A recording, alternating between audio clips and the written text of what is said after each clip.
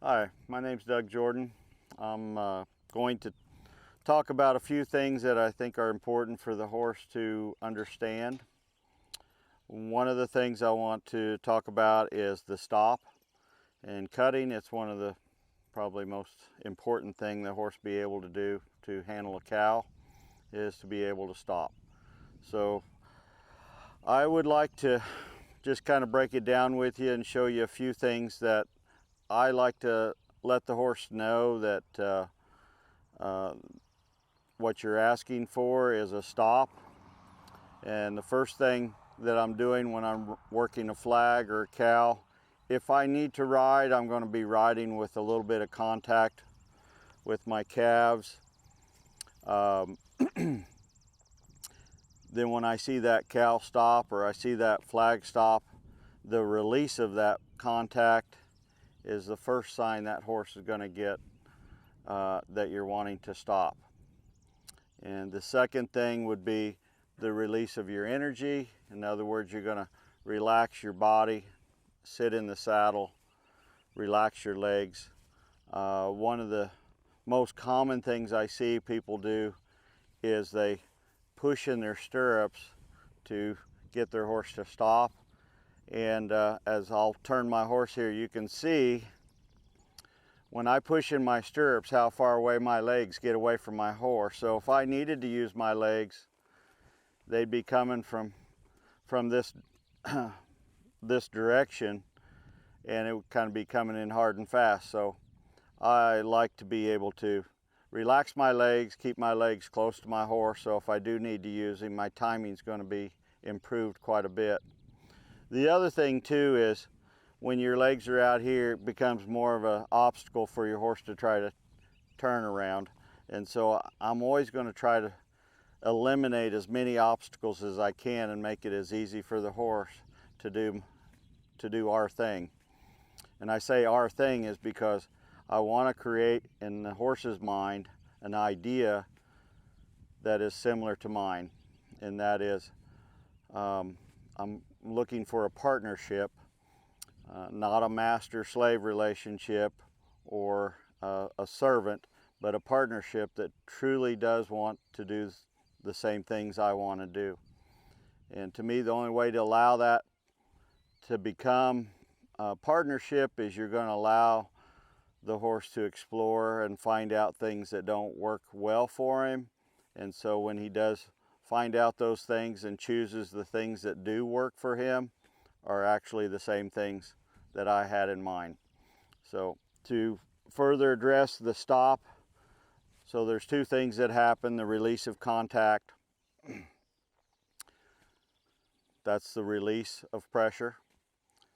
Your body's going to relax, that's the release of energy. So those two things, those first two things when I'm asking a horse to stop, does not require pressure.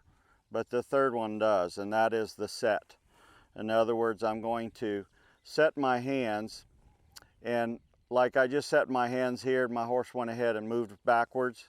So that kind of gave me an idea where this horse is when I set my hands. And this is a young horse that I've only been on a couple of times, and he's pretty green.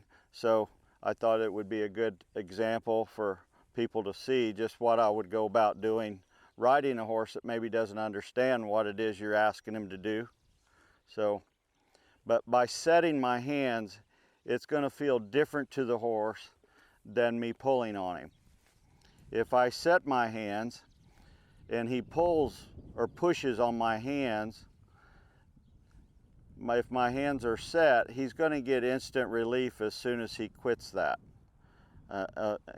push. And so he's going to feel the relief is without pushing. And so eventually he's just going to figure out that pushing the nose out when I set my hands is just a lot of extra work.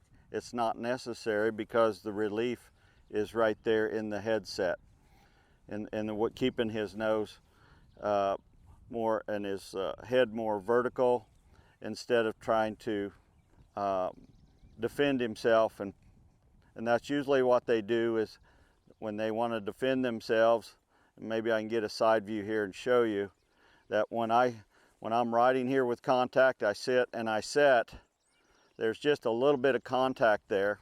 And I felt just a little bit of a push in that. But it's important for the horse not to feel me pulling on him. That he can find relief in me setting my hands. He can find relief in that stop. And so that's one of the first things that I would like to share with people is the sit set. The sit is the release of energy. The set is the setting of your hands, and they come fairly close together. And they're consistent. So I'm going to show you what I'm talking about here. So I'm going to ride around here. I'm going to go ahead and tip him into a trot. So again, and I'm going to try to do this in a way where he's understanding. It's difficult for him to walk, but as soon as he started trotting, there was relief there.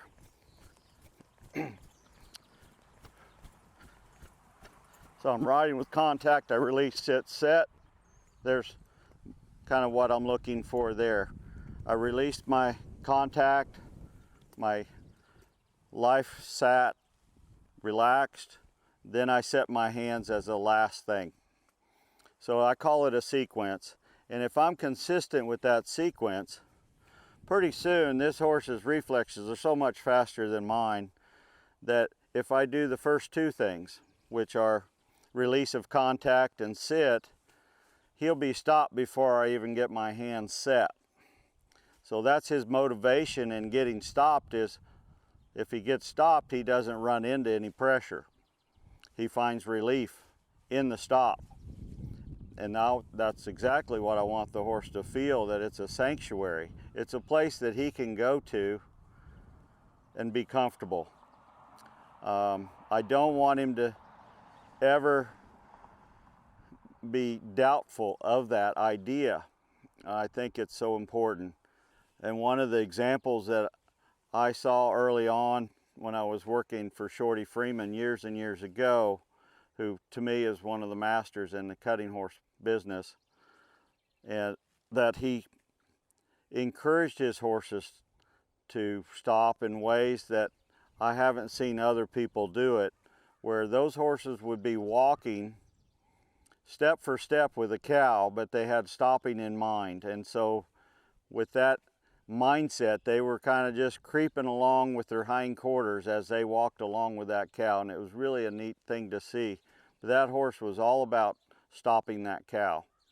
And to me, I want to try to keep it as simple as I can for the horse, so that relief in the stop is something that I want to keep consistent, that I don't want him to ever doubt that that stop's going to get him in trouble.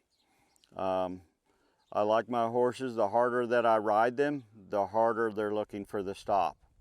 I've trained cutting horses for over 45 years, and I've learned to just ride in a ring snaffle, and I got a lot of slack for that, but I think the reason I did that was I was always challenging myself to do less.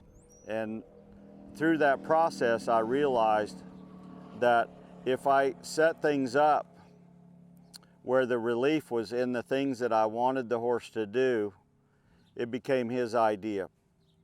And when it became his idea, it was very easy for him to do it. He did it because he wanted to, not because he was told to. And that's another thing that needs to be, I think, put out there, is these horses can make simple decisions based on where they're going to be comfortable, and allowing the horse to explore and find out what's working for him and what isn't working for him.